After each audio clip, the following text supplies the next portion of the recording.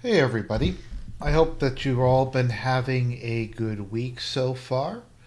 I haven't really been putting out too much content because I've just been kind of busy with personal shit, but I figured I'd just jump on for a little bit and say hi to everybody and see what is going on in the hood. Let me see here. Why is.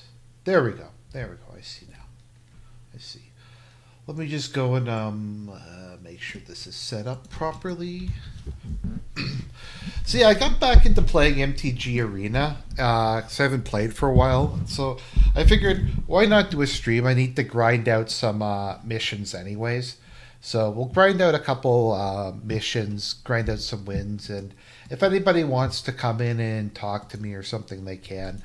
But yeah, sorry I haven't been super productive lately. It's just there's been a lot of personal stuff I've been dealing with. It's nothing really bad or anything. Just just busy work and stuff like that. But we got some good content coming up, some quality content, as our good friend Darkside Phil would say. Let me think. What would the good content be? We're gonna do an Is It Fascist for Hunger Games. I want to do a video on organizational omerta. That's going to be a topic I wanted to cover, and there's some other stuff. I want to do a video looking at A Man of Honor, Joe Bonanno's book, because I finished reading it finally, and I thought it was very fascinating. And I kind of want to do a video like covering Man of Honor and just like kind of doing a brief history of the early mafia. I think that would be kind of fun because I've just been kind of on a real mob kick lately, and I kind of wanted to do a video about it. And I'm not sure how much people know like about the actual like mechanics of how it works and where it came from and that kind of thing. So I'm thinking I might do that. But anyways, let's see here. Um, wow, my brain is not working good today. Okay, I want to set this to children's trading cards. Would this count as children's trading cards, or would this be like adults trading cards? And which one would be worse, like an adult playing a children's card game, or an adult playing an adult card game? These are all very good questions that I'm sure at some point in time we will get answers to. Oh, hey Nordic Warrior, how you doing, man? How you doing? So, if anybody just wants to say anything, let me know. I'll answer questions, and we're just going to be playing some matches, trying to grind out the ladder a bit. So I think I'll start out with my.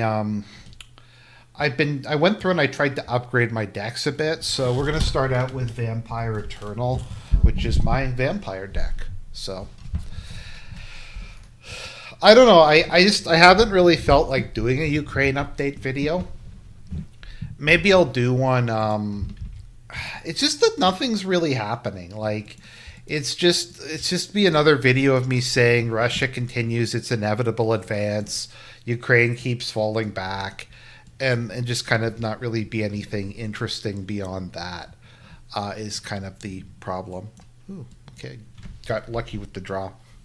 Just need another swamp, and I should be good.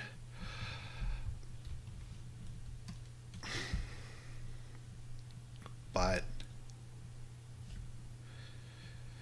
yeah, so fairy deck. Okay, interesting.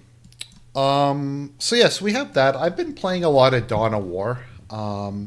They patched it so it doesn't crash now. I only had a crash, I think, like the day I first played it, but it appears that it's like completely fixed now.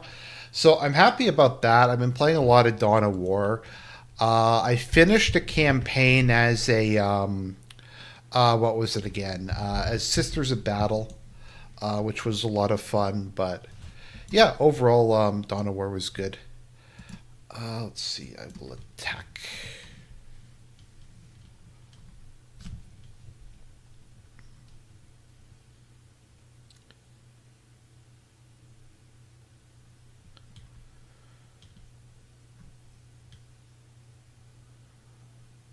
Okay.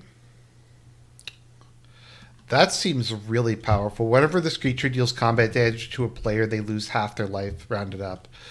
So it just looks like that's like the gimmick of this is they just use this to have your opponent's life total. And then like cheap kill cards to yeah, do that. So we will go. I'm just gonna exile that because I don't want to deal with it. Okay. And we'll attack.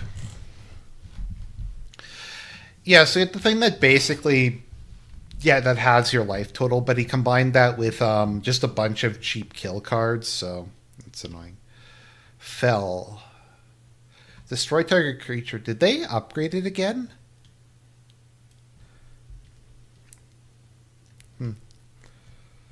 Let's see here.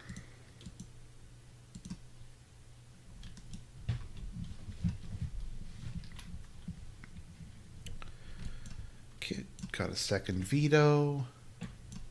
A second veto Corleone, as it were. But yeah, Dawn of War is good. I've heard that they're making Dawn of War 4.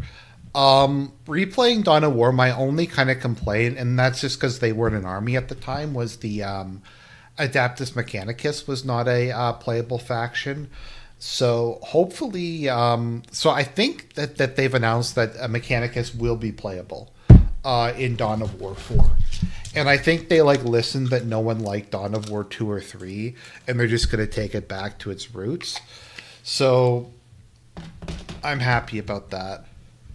Oh, it's an infinite combo deck. Okay. I think.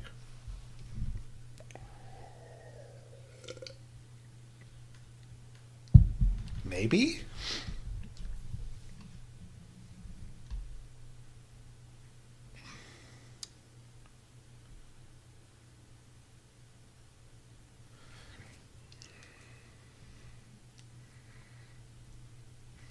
Oh, no, it's not an infinite combo. Okay, I don't really get what the point is. Okay, we're gonna remove his Shirold.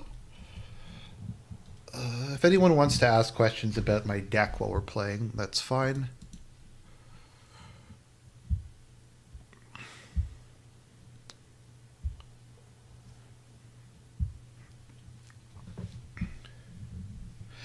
Yeah, unless he has something big, he's gonna have to kill me next turn.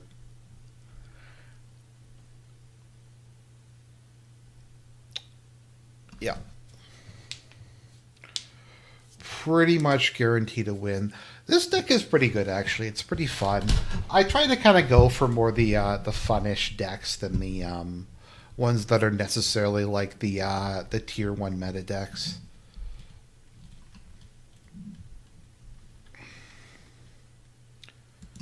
Okay.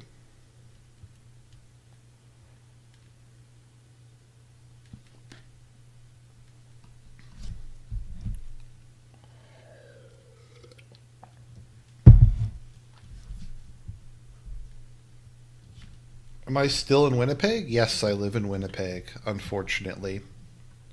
So, but that's just kind of the way life works. I had to move here for work, so it's it is what it is, I guess. I mean, it's kind of shitty, but it's I have a much larger apartment here than I would have if I lived in Toronto still for like half the price, so not that much larger. Keep in mind, in Canada, like owning a 1 bedroom apartment as a single person is aspirational. There we go. Okay, so we won the first game. Cool. Let us crack a. Oh no, I didn't get a pack from that. Okay. Let's flip it up with something fun. Let's go with slivers. Let's do slivers. Historic ranked slivers. But yeah, I live in Winnipeg. If you have any questions about Winnipeg, I'd be happy to try to answer them, and that sort of thing. Oh yeah, the other thing, I want to do a video on the quartering. That is coming at some point. I just there's been a lot of stuff to get through to do a video on him. I might do a stream first, just talking about like going through some stuff about the quartering. Or no, maybe like going through one of his videos because I keep wanting to make the video, but just I get more and more stuff. Just Kino Casino's been really watching him a lot, and I just kind of wanted to do a video like just kind of breaking the whole thing down, going through it, because I think in a lot of ways he's kind of the archetypical lolcow, in the sense that he is someone to whom just like everything was basically given. He was given kind of opportunities and just things that the rest of us could really only dream of. Like the rest of us can't even dream about making like $50,000 a week or whatever he claims he was making at his peak. And he just completely screwed it, and he's going to the poorhouse, and it's entirely his own fault. It's literally no one's but his. Okay.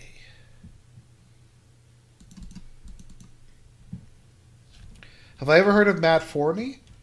Yeah, what about Matt Forney? I've talked to Matt a bit in the past. He's always been, a lot of people had shit on him. Whenever I've talked to him, he's always been a nice guy, so I don't have anything bad to say about him personally.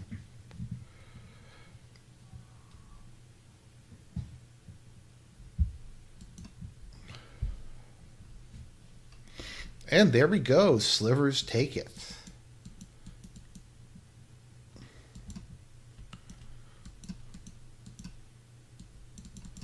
Okay. Is there anything in particular you wanted me to say about Matt Forney? Oh, he is anti-Catholic now? Okay. Let's he's been anti-Catholic for a while, hasn't he?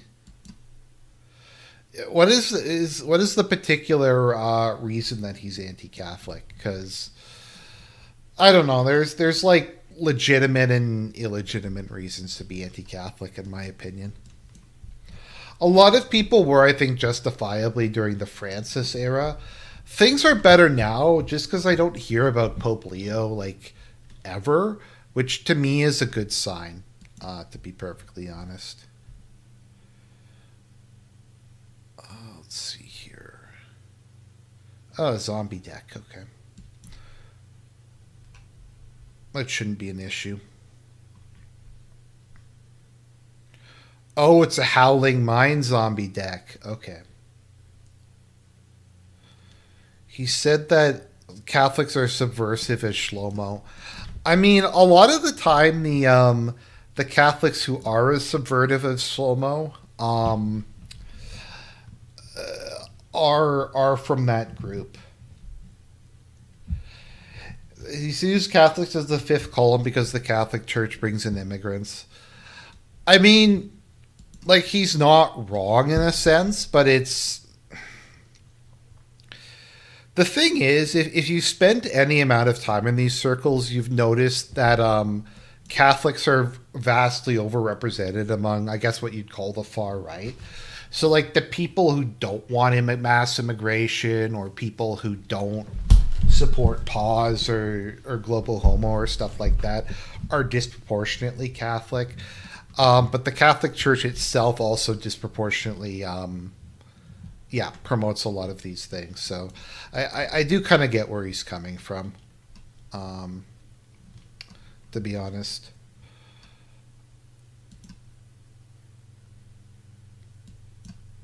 Okay, we're going to play Sliver Hive Lord.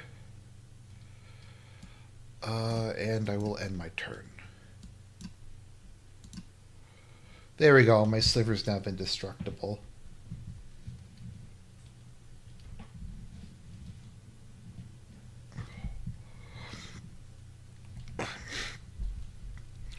But no, and I was talking to a friend of mine, and he kind of had like similar concerns, and I was just like, I do get where he's coming from. I have those feelings a lot myself.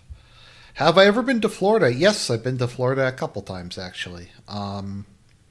My parents took my sister and I to Disney World when I was quite young, and I went to Florida for that, and then I went to Florida again later on. But yeah, that's most of what I my interaction with Florida just has to do with Disney World. So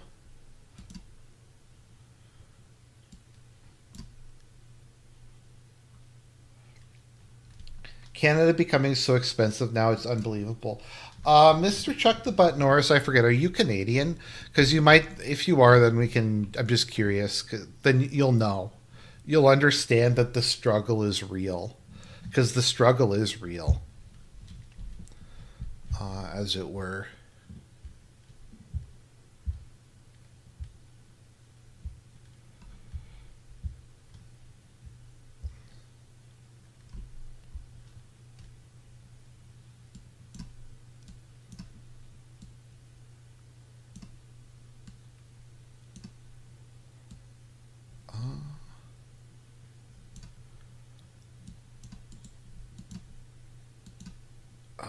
Let's see.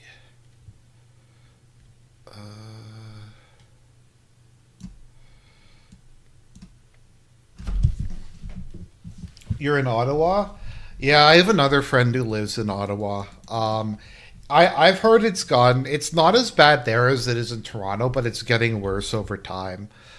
What's it like for just random drug addicts? Because my friend who gets has gotten attacked in the street a couple times by just random drug addicts. He got attacked by Antifa once, but or twice, but he's also got into fights over other stuff. Let's see here. Let's try. Let's try the zombie deck. Thoughts on Mormonism? I mean, what do you want me to say? Like, it's a nonsensical religion, but as far as like, I think as one person put it, as far as pseudo Christian cults go, it's kind of the better one. I think Mormons are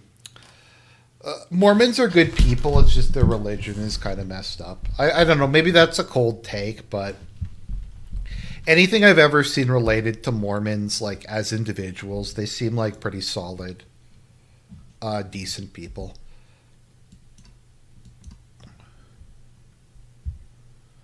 There we go. Champion of the perished.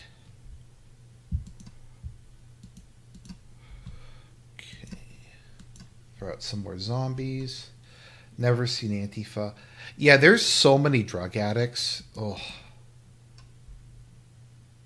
Mormons are the only group of high IQ white people I see who have a lot of kids. I mean, I'm sure tradcaths have a lot of kids. Although with them, it's kind of a mixed bag there.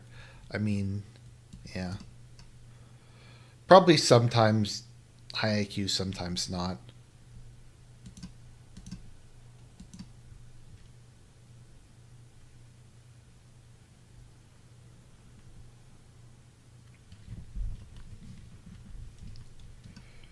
Yeah, okay. For the Canadians here, I was gonna do like a poll for this. How long have what's the longest you've had to wait at Tim Hortons relative to the number of staff? Because for me, the longest is 6 minutes with 11 staff. Because now they're all just entirely staffed by Indians, and the Indians just suck at their jobs, or they're just trying, or they just ignore you, or something like that. So I find what tends to happen whenever you're dealing with them is you'll like go in, there'll be like 11 or 12 Indians there. Um, they will be just either manning the what is it? They'll be manning the drive through, or they'll be getting stuff for the Uber Eats driver who's also Indian. And then after they've done that, they will just ignore you. And it'll take them sometimes up to like 5 6 minutes of something like 12 Indians just ignoring you. And that's just what Tim Hortons is like. And I mean, to be fair, it's shame on me for even going to Tim Hortons in the year of our Lord 2025, because Tim Hortons is shit. Like their coffee's been bad for a long time now, but just everything else has just gotten worse. I mean, to me, I think the death of Canada was when Tim Hortons got bought by International Restaurant Brands or whatever that company that runs Burger King was, took it over, and they got rid of local baking, and then they started baking everything like centrally and shipping it out, and I don't know if it's frozen or what, but it just tastes like crap.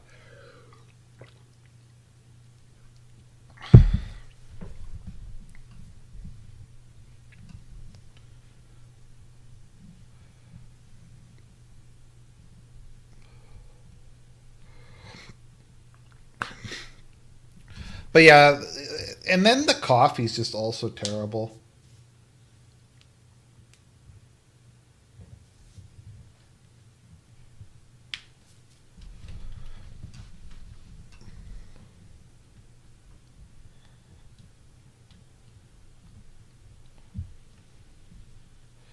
No, Froggy, that's I never thought of that, but you're right. I never thought of that before.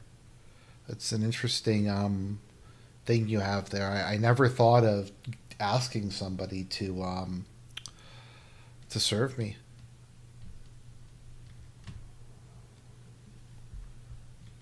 I'll try that next time I go.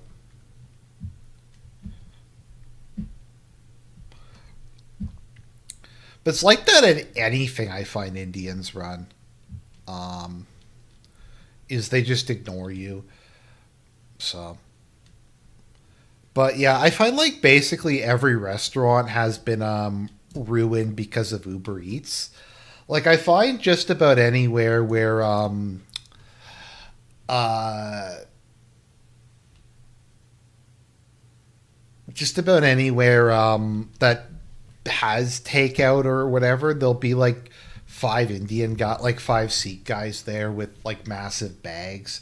And basically they just won't serve anyone other than the guy with the Uber Eats, and but that's just what Canada's like in year of our Lord 2025.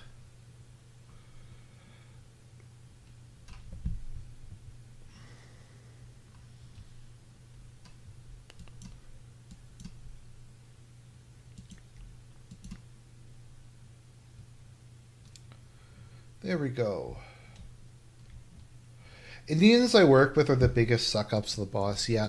Something I find with Indians is they will act extremely submissive in like one on one conversations. Like they will be like, "Oh, thank you, sir. You are very kind. You are a very kind man. I appreciate you showing me how to do this." And then they will immediately just talk about you behind your back, like the second they get the chance. It's I don't know. It's just I mean a lot of people are like that, but I find that their particular I don't know if culture is the right term or just way of interacting with the world is like that. But let's see here.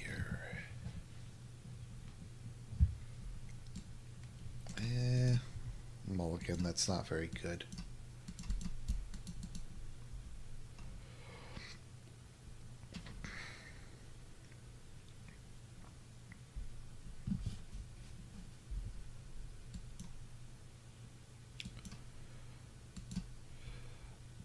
No, that is no, Froggy. That is my point. It is a remnant of the caste system.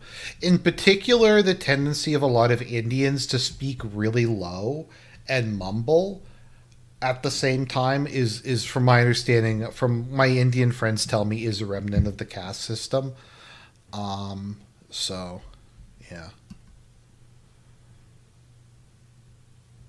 Oh, is this guy just gonna have a discard deck?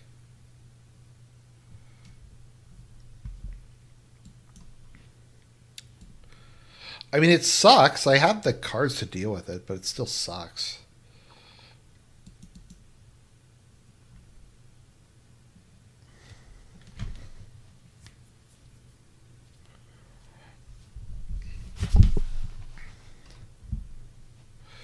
So they've done a couple new Worlds Beyond sets since the last time I did a stream. So the Worlds Beyond is when Wizards started doing like alternate IPs to do Magic cards for, and like it started off okay. Like Forgotten Realms, I don't think was a bad one. I forget what the other one was. Um, if it was just Pathfinder or, but it was like first it started out as just D&D. And I'm like, okay, well that makes sense because Wizard also owns it, and that was kind of a fun set. And there's a couple like okay crossovers they did. The one that I think kind of apparently they did a Doctor Who crossover and a Warhammer 40K crossover as well. Now, as far as like, I should do a video where I just go through them. So actually, I actually don't think 40K is a bad crossover. Maybe this is going to be like I don't know if this will be a cold take or a spicy take or whatever, but I actually don't think that it's that bad. Because you do have a lot of stuff in Magic the Gathering that is similar in a lot of ways. Like the kind of the weird Magitech level, the cosmic horror. I don't know. The vibe is kind of similar. Like Phyrexia is kind of similar to Chaos. I didn't actually think that one was that bad. Why there's a crossover with Doctor Who, I don't know. That just seemed like a really bad idea. Doctor Who was really bad. I'm trying to think what the other one is that was really bad. I can't remember. There's another terrible one. What do you think of Sargon his political relevance these days? I'll get that one sec. They're doing an Avatar: The Last Airbender one, which I actually think is not a bad. So the problem with the crossovers is, to me, it's not necessarily like it's a gimmick, and I get that it's like a gimmick that they're trying to like get people to buy a bunch of stuff. Just because this thing is branded with some other series they like. The problem is that Wizards just pauses everything they touch. And when they did Lord of the Rings, we have Black Aragorn. So, and that's just like what happens now. It's just everybody becomes black or a woman or something like that. Or they find some other way to screw it up. Because I actually don't think that, like, I actually think Lord of the Rings is not a bad setting to make a Magic the Gathering set out of. Like, I don't think that was like a bad call or anything. It's just that the way they did with it.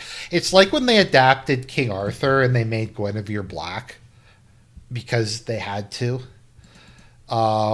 Yeah, they did the Eldraine or whatever, and the Guinevere character is black. They made Urza's wife black for some reason. No, they never ever notice how they like never make them Asian or anything. A friend of mine my friend Abstract pointed that out to me once. He's like, diversity equals black people. It's like they never make them Hispanic. They never make them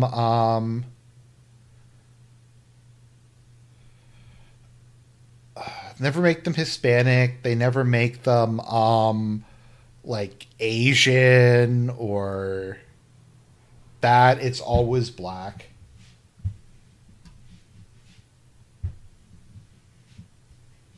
So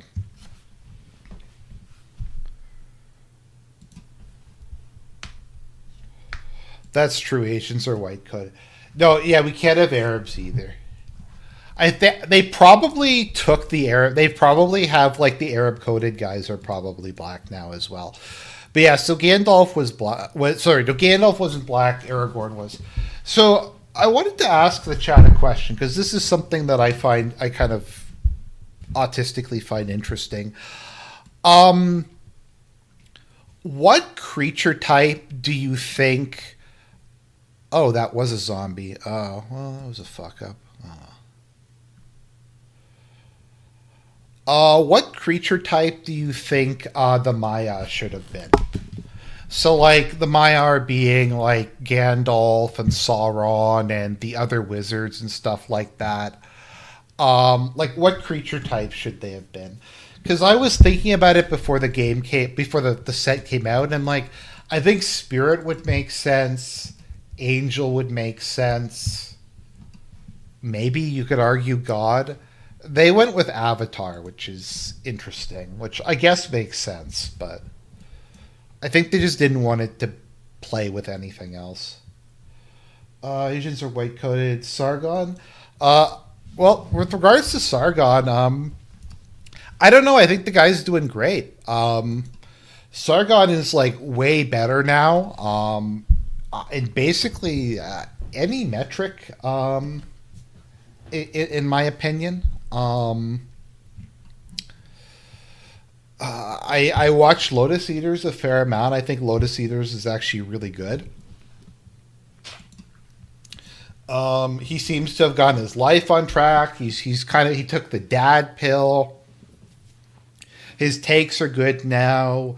The production quality of Lotus Eaters is good. The rest of the people he has on the panels are decent too. I think that he's done a really good job in reinventing himself successfully. And like I'll give the guy a lot of credit. He took his licks. Like he got made fun of a lot by a lot of people, Jim, Ethan Ralph, even me. A lot of people shit on him and made fun of him for the whole liberalist thing. Now, I said during it that even if I found a lot of his antics kind of annoying and pretentious, I do think that it took balls to run for office. I think you can make fun of him and you can talk about how goofy it is and stuff like that. And to a large extent, a lot of that's true. But it's like people have physically assaulted him, and people will go, "Oh, well, they just threw a milkshake at it." Well, you don't know what's in the milkshake. You don't know if there's acid in it. You don't know if there's like liquid cement in it. You don't know what these crazy people are doing. And like he went out there and he got assaulted by people and he got threatened by people and the media talked mad shit about him and stuff like that. And I respect that. Um, I'm going to be honest that he walked the walk. He put his money where his mouth was, and he did some IRL activism. Now, and he took his lumps. He got completely destroyed in the election. But I respect him for it. Um, so yeah, that's just kind of how I feel re Sargon with that regards. But no, Lotus Eaters I like. I will watch Lotus Eaters. If it's on, if it's a topic that I'm interested in. Like I said, his takes I find are pretty consistently like good now. The takes are good, the panel's good, the analysis is good, it's entertaining. I just he's reinvented himself into a more or less serious political figure. Okay, I'm gonna lose this. Oh, white life gain decks are just yeah.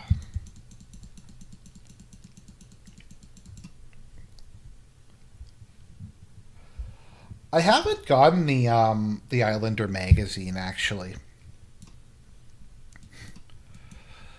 I might have to do it at some point, or maybe I will at some point. I haven't gotten a magazine in a long time.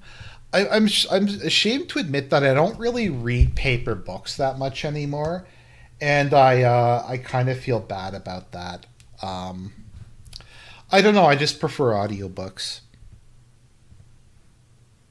Um, I used to read like when I was younger, like dozens of paper books a year. I just haven't gotten into it as much.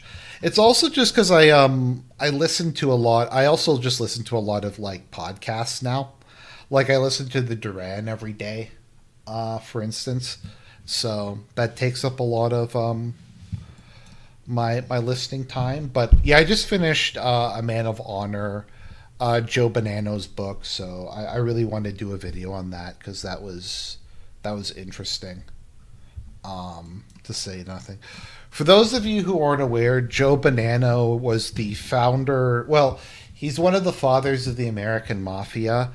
Um, the Bonanno crime family is obviously named after him. And basically, he was like super old school Italian, like ultra conservative. So after he kind of got forced out, and I'll talk about it when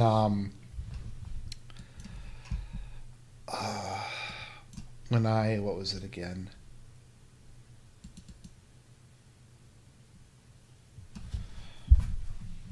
He got forced out and had to go retire in Arizona. For some reason, like mob guys always go and hide out in Arizona after they get overthrown. He wrote like an autobiography, his autobiography, A Man of Honor, where he basically just talked about like he just kind of explained the early history of the American Mafia, and a lot of people got pissed off about it because they viewed him as being a rat for doing it. But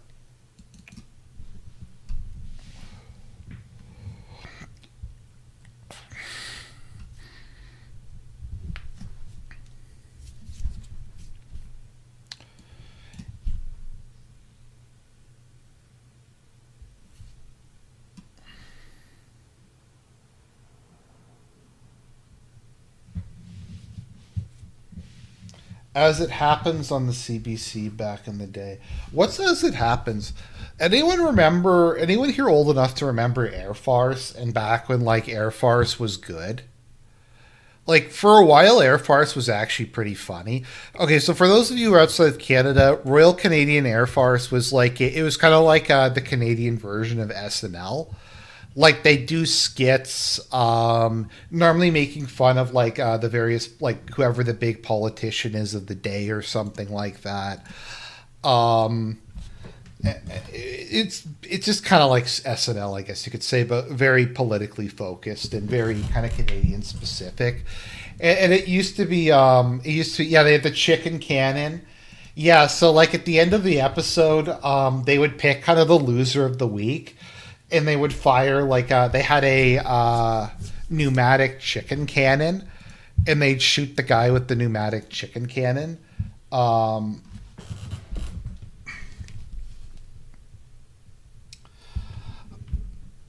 but yeah, they used to have really good like their Jean Chrétien segments were really funny. Um, the Blockade Quebecois ones were always funny. I forget if it was them or This Hour Has 22 Minutes who did the FUV. It was like there's the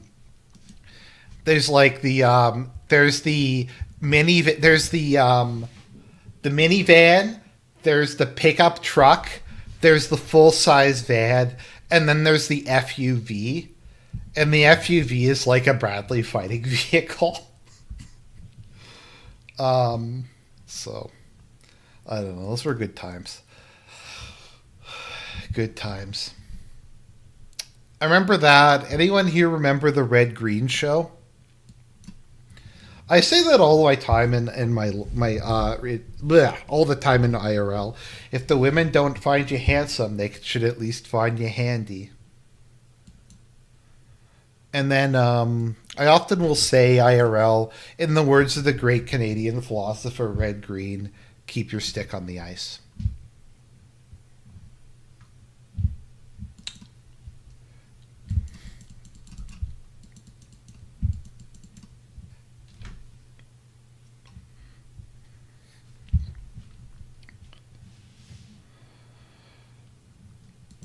It's kind of too bad. Like I guess it's good that that they canceled the Red Green show when they did. Can you imagine how bad that stuff would be today if they rebooted it? Like Harold or whatever his name is would be like Indian and talking about trans rights or so. I don't know. It would just be it would be bad.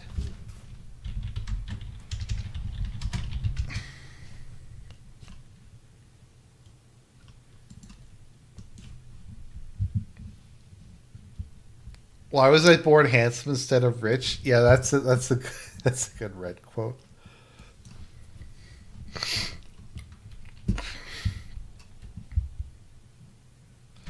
Possum Lodge.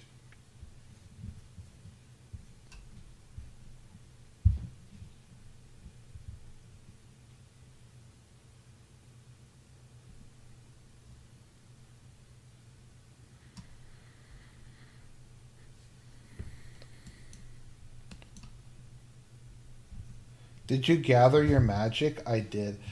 I like Trailer Park Boys. Trailer Park Boys. It's funny because for the longest time I thought that oh, that was Ralph from The Sopranos. Oh, okay. Oh, okay. Sorry, it sounds okay. Yeah, you're right. That's something that I could see Red saying though.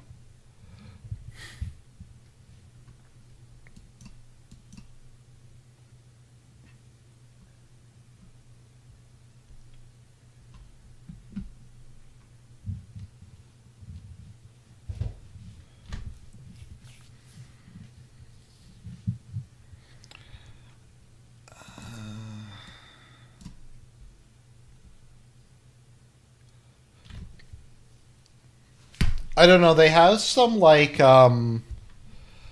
don't know. They had like a set that was based on like professional racing, like a NASCAR or something. I don't know. It just seems dumb to me. I get that they've done a lot of sets and there's like a limit to what they can come up with creatively, but I don't know. It's just it seems a bit too far.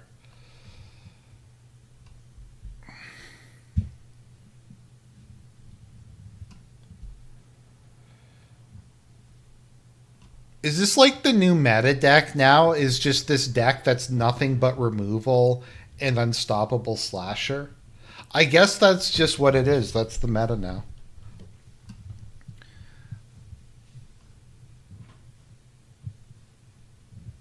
Is this gimmick?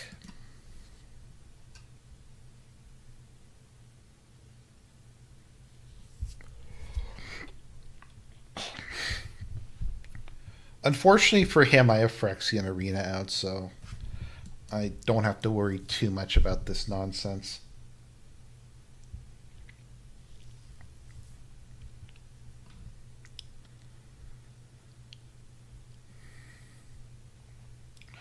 What is it that Sargon said about him being okay with with websites asking for your ID?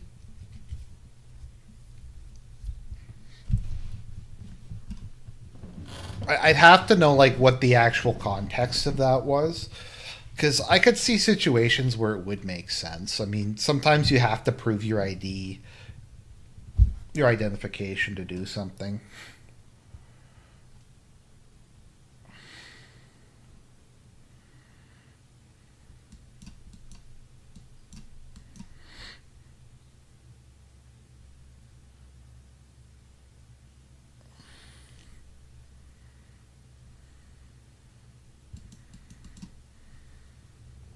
Oh, for porn sites.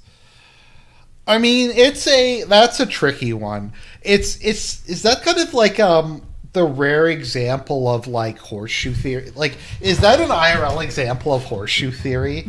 Like the porn site ban in the UK? Like they did the right thing for the wrong reasons, kind of.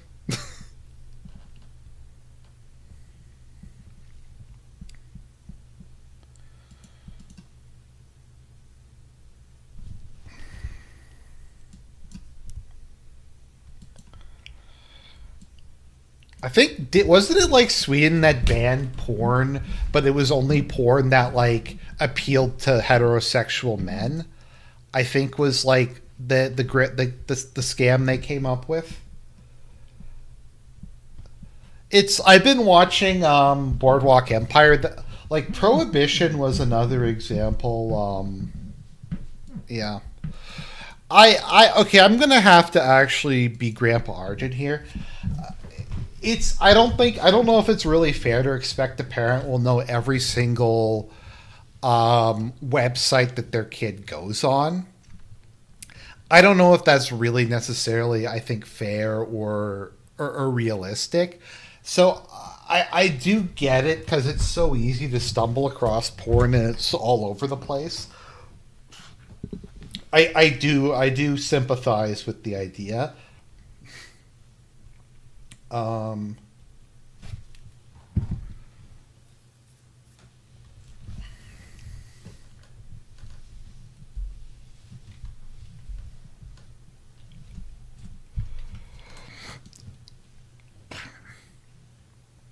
so things like that. This is, as I've said, this is my general approach to censorship. Um, I in the current environment, I'm against censorship. If things like were different and like our governments were not run by like the worst people on earth, I might have a different opinion on censorship. Um, but in the current environment, no, I don't. I don't. Uh, well, I lost my train of thought there. I'm really babbling tonight. I don't trust the UK government to do anything. I That's another video I want to make. Like, look, I've looked it up. It is true that the UK arrests, I think, in order of magnitude more people a year for political crimes than Russia does.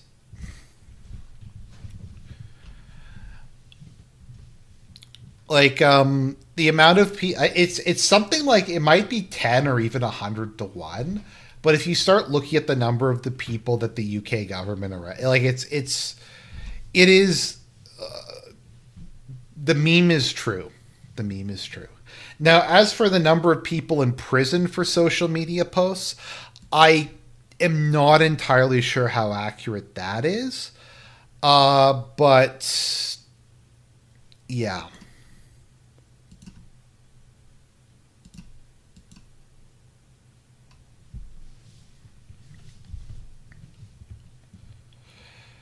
The number of people who get arrested in the UK for political crimes is it's higher than China actually.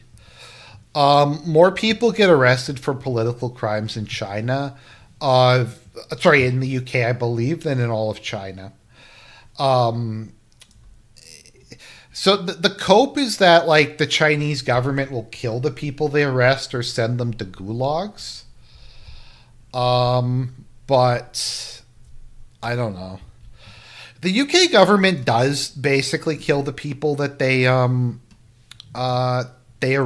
That they arrest. They just do it in a different way. So like the Chinese government or whoever will send you into like a gulag or send you to go mine like rare earth minerals in Inner Mongolia or something like that. Like they'll do that. With regards to what was it again? The UK. The goal is not necessarily the actual punishment that is foisted upon you by the UK government. The point of it is to ruin your life and make it so that you're just kind of fucked for the rest of your life. The idea is to like if you get arrested and if you get marked basically as being like a racist and being told that uh yeah, being marked a racist and getting people to tell you that sorry, I'm really not thinking very straight tonight. Basically, it's just to put you into a situation where you're unemployable and you have to starve in the street. is essentially what the goal of the British government is to ruin your life, to make you toxic to everybody who you know, to get them to basically to make you starve in the street is the way that the UK government works. China and Russia also have strict political speech laws, but it's a lot more obvious. So, like in Russia or China, it's a lot more clear what what you can and can't say. In the UK, it's extremely vague. What actually counts as hate speech or whatever. It's more or less just whatever the person who's looking at it feels it is. Like in China, it's pretty obvious. You can't question the Chinese Communist Party's right to rule China, and there's like a couple other things you can't. But there is actually, to my understanding, a fair amount of political debate in China over issues. It's just framed differently. So, like within the Communist Party, um, within the Communist Party, there's like a lot of debate over stuff like environmental policy or government control of the economy or like a lot of different stuff.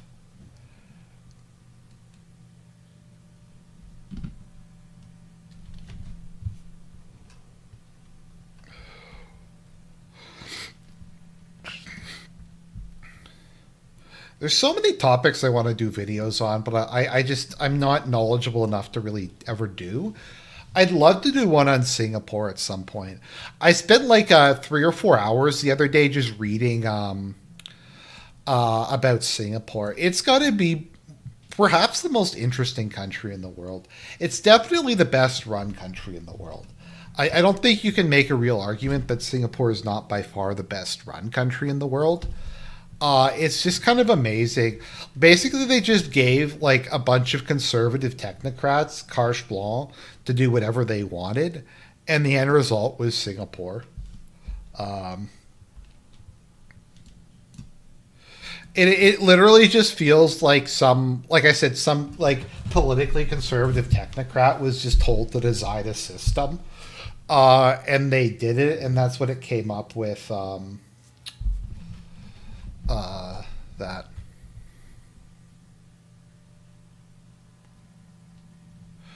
like I think it's 90% of Singapore's population lives in public housing. That's why I was thinking about of that because you brought up public housing. Yeah, basically Singapore's entire population lives in public housing, but like public housing in Singapore is actually nice. There's like different tiers of it and stuff, but they basically in Singapore, like it's important. The government wants everybody to own their own house, so it's interesting. Like getting a mortgage is a lot less than like having a mortgage in Singapore is cheaper than having a than paying rent.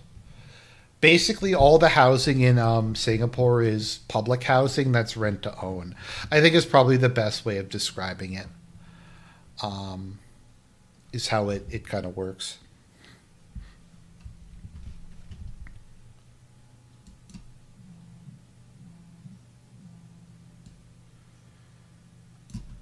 Have I lost? Maybe.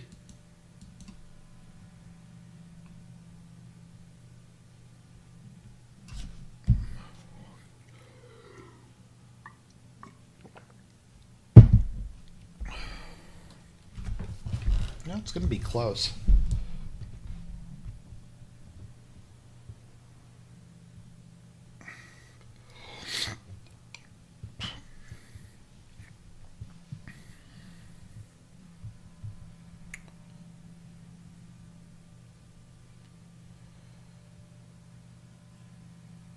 Yep, and then I win. Woohoo!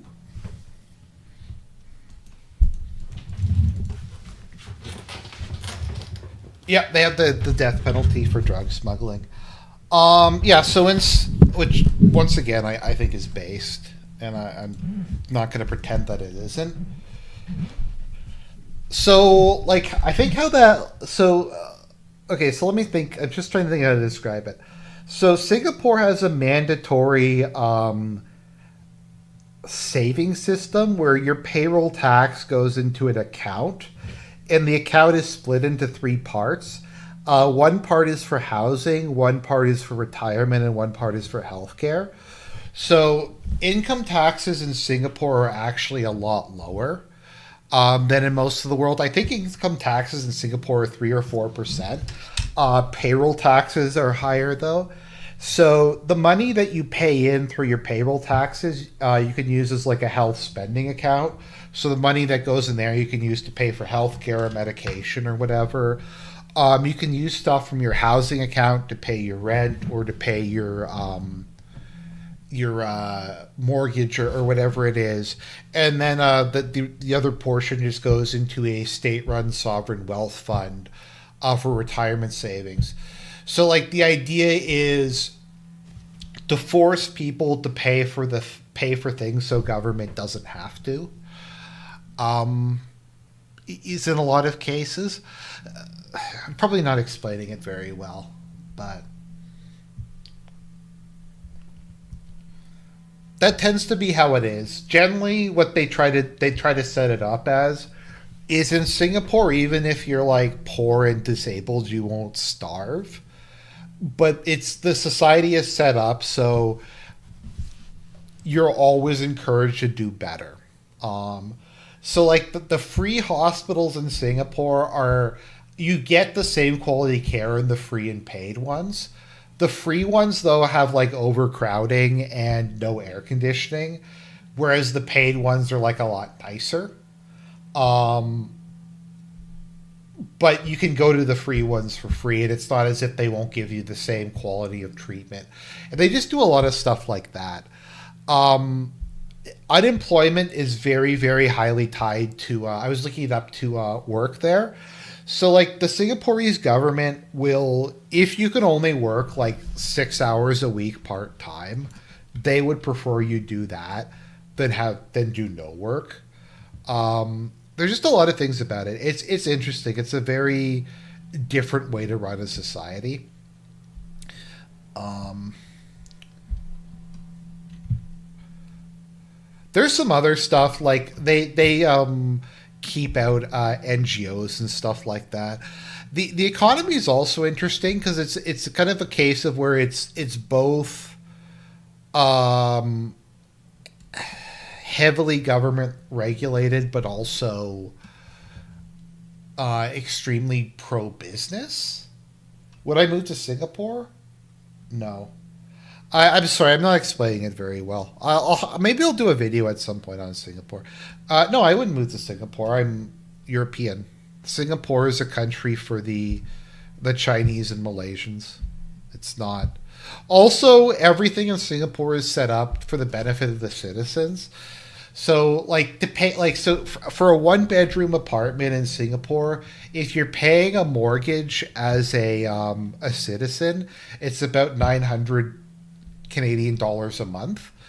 For a person who moved there from like if I was to move there, my rent would be about like $2,000 a month. So it's none of the subsidies go to non-citizens. And there's a large expat community there, but they kind of pay through the nose. Um, but that's kind of what you get.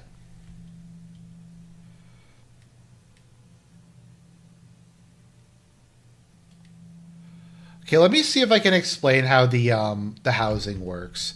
So, um, almost all of the housing in Singapore is owned by the government. There's a public housing company that primarily makes because it's Singapore condos or apartments or whatever you want to call them. So there's like a range of different qualities and sizes that they make from like a studio up to a like a four person apartment. And then within it, there's also different like quality levels, like how fancy you want. The base level housing is good by global standards. Like it's clean, it has all the normal amenities. It's just not anything really fancy. So renting it is at kind of a fixed rate. It depends a lot upon different things, like how old you are, whether you're married or not, uh, stuff like that. In Singapore, you're expected to live with your parents as a male. I think until you're 30, in your 30s or something like that, unless you get married. So it's set up in a way that it doesn't matter. But yeah, so there's a fixed rent, but getting a mortgage is cheaper.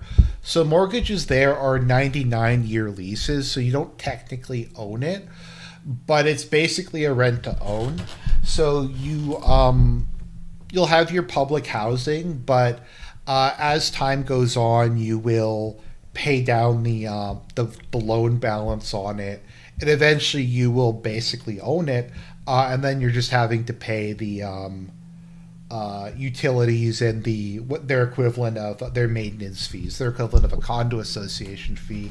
The idea was they wanted everybody to own their own housing, so everyone would be responsible for it.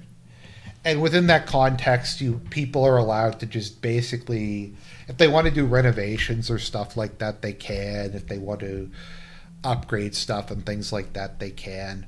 But once again, the idea was to create like an ownership society. It's very important to Lee Kuan Yew and his successors that everyone has a stake in it, that everybody works, that everybody contributes. It's like the way I kind of view it is you're going to have to take responsibility for yourself, but we're going to help you do that to like make that possible. If that makes sense. Like we've designed society so if you show any initiative, things are better for you, and the more initiative you show, the better things are for you. But we're not expecting people to like die in the street if they can't afford health care. At least that's how I understand it is. It's a very paternalistic, kind of interesting syncretic model that probably comes from the fact that it was invented by the Chinese. I like how the People's Action Party basically just has the British Union, a fascist flag, but it's flipped. The colors are inversed. But so Singapore is a democracy. Like I've never really seen any evidence that they rig elections. But basically, the People's Action Party has done such a consistently good job that no one just really wants to vote for anyone else. So they had to pass laws in order to give minority parties representation in Parliament, because otherwise there would be no minority, there would be no opposition in Parliament, because they're just that successful. So it's kind of interesting. But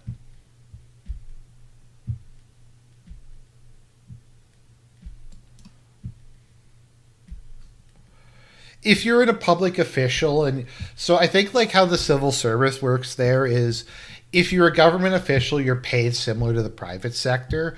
But if there's any like I don't know what you say, like inclining whisper that you're taking bribes or something like that, then they probably will execute you. I mean, that's just kind of how it works. It's a very carrot and stick society. A lot of people also call them authoritarian because they like. I don't think they let George Soros in. They don't let NGOs in.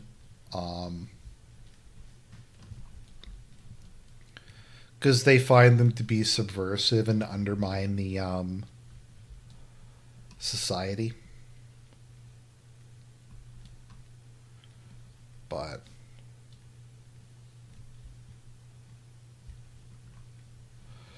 so Ishiba stepped down. I'm not sure who's going to succeed him. That's going to be an interesting case. Um,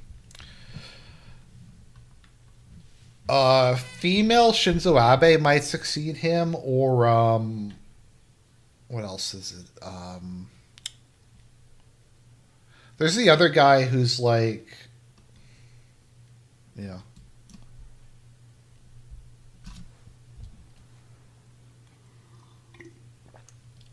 I don't know if you guys have seen Defense Politics Asia, but he was talking. I forget. He was talking about like Singapore, and he's like, I don't understand why you people let George Soros into your countries. He's just like, I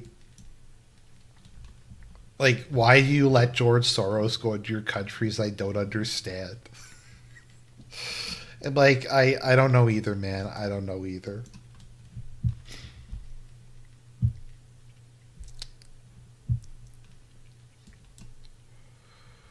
Now we're doing top decking. Top decking is always a fun part of these.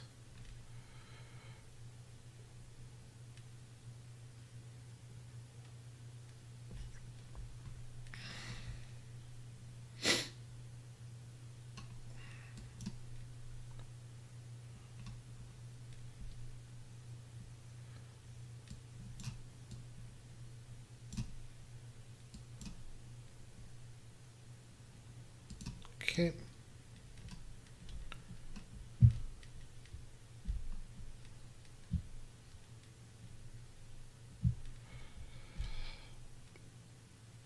Oh, there we go. We're back to just top decking. This is fun.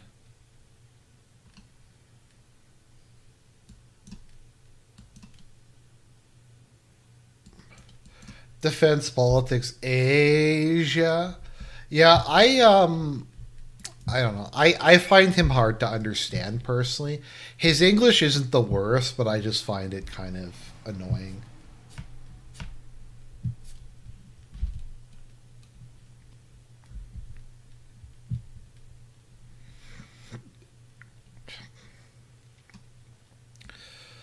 See, given the politics of Wizards of the Coast, I'm surprised you're actually playing this. Oh no, I mean the people who run Wizards are scumbags. I won't pretend that. I like Magic the Gathering. I grew up playing it, and this is kind of a fun way that I can play it without uh just some of without having to go out and spend a fuck ton of money on cards. So I mean, if I avoided everything, and I know I'm hypocritical and I go back and forth on this, but if I refused to play or watch any movie or buy any product from a company that's woke, then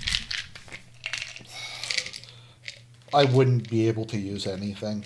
Like I wouldn't be able to use any bank in Canada, for instance.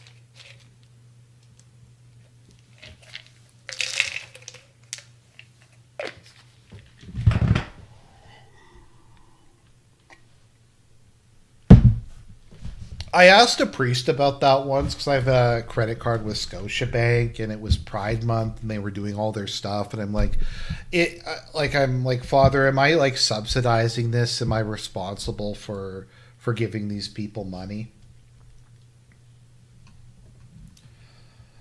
He's like, no, no, it's you're being scrupulous. And I was just like, thank you.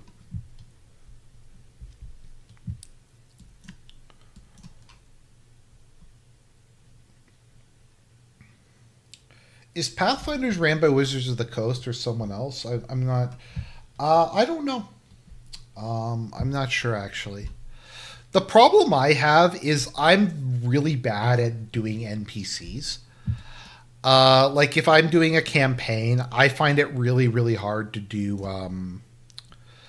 Uh, to like do the player interactions with NPCs. I don't know. I just find that tricky. I don't know if hopefully I'm making sense, but like to respond to them like in character as like the peasant or whoever the guy is as in like that person's character, I find actually very difficult, and that's kind of where a lot of my campaigns fall apart, just because I find it really hard to play the NPCs. That's honestly probably I find the most difficult aspect of running a D&D campaign. But yeah, DMing is a lot of work, to be honest. Like DMing is kind of a often thankless job. Trying to get everybody like to actually show up is always a difficult experience. So you're always trying to get people to show up, and then people don't show up, and then it's just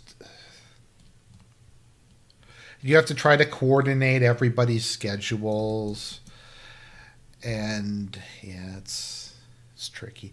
I mean, if like a D&D game or like a I think part of it is it's just very hard. I think to do it over the internet. Um, I think it would probably be the campaigns I used to do in like real life. I think went a lot better. Um, and I tend to yeah take that perspective.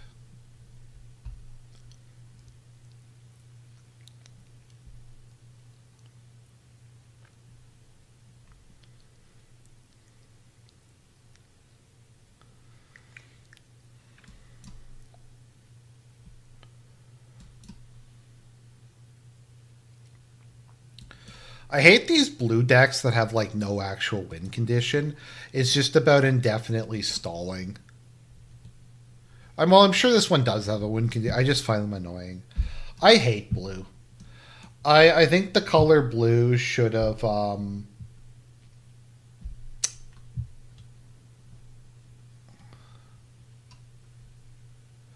I think blue should be banned.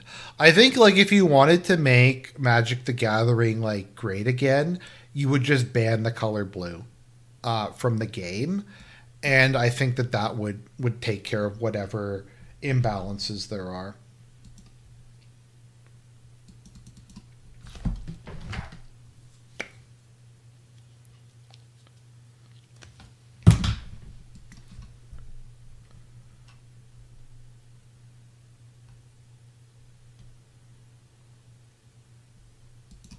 Oh, it's so annoying.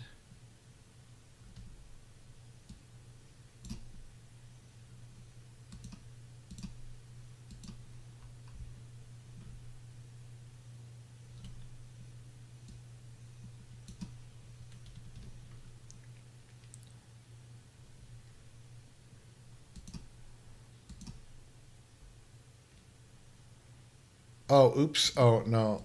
Oops, my bad. Why didn't I hit him? Oh, okay. He entered the battlefield tapped. Okay, that's my bad.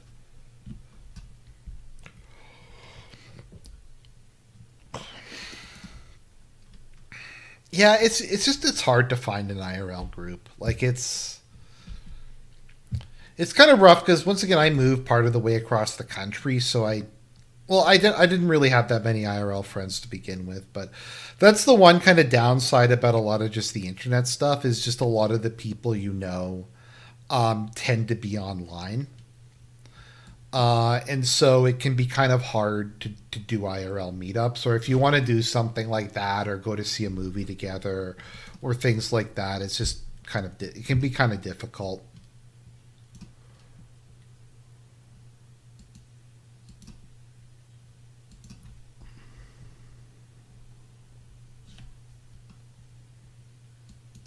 How many fragment realities does he have? For fuck's sake!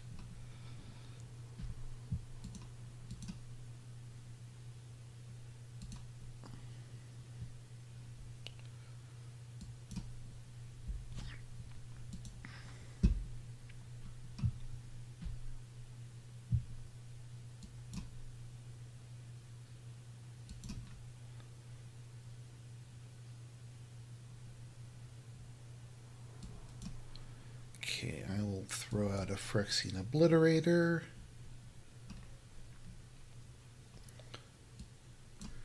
And I think I'll just attack. No use playing a bunch of extra creatures I don't need.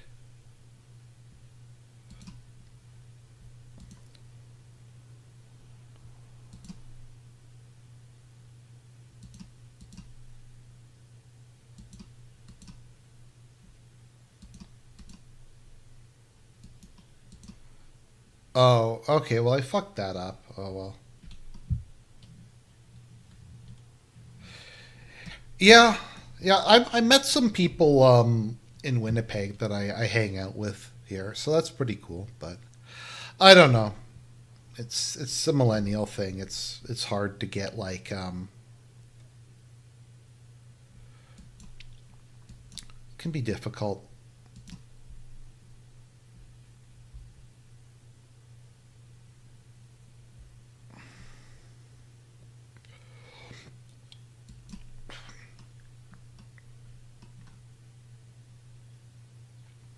Oh, okay. He's just gonna play a counter spell. Doesn't matter. Doesn't have anything left to stop me.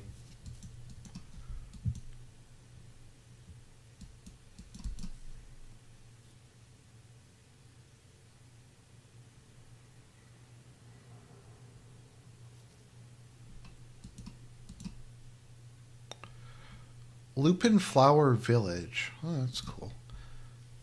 I wanna. The next deck I'll probably make is a. I want to make a white black bat deck. That looked pretty cool. Anyways, I think that covers it. More exciting content to come. Just figured I'd come on and let you guys know I'm not dead or anything. So, have a great evening.